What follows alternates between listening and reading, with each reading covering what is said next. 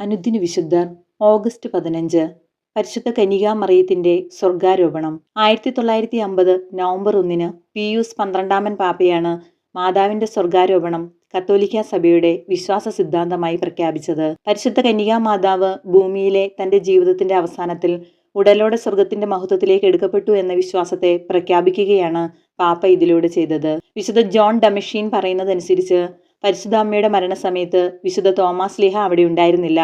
3-ാം ദിവസം അവിടെ എത്തിയ തോമാസ് ലീഹ മാതാവിന്റെ മൃതശരീരം കാണണമെന്ന് ആവശ്യപ്പെട്ടതിനെ തുടർന്ന് പത്രോസിന്റെ അനുവാദത്തോടെ അവർ കല്ലറ തുറന്നു. എന്നാൽ അവിടെ മാതാവിന്റെ ഭൗതിക ശരീരം ഉണ്ടായിരുന്നില്ല. തുടർന്ന് മാതാവ് ആത്മശരീരങ്ങളോടെ സ്വർഗത്തിലേക്ക് തന്റെ പുത്രന്റെ അടുത്തേക്ക് എടുക്കപ്പെട്ടു എന്ന് വിശ്വസിച്ചു പോരുന്നു.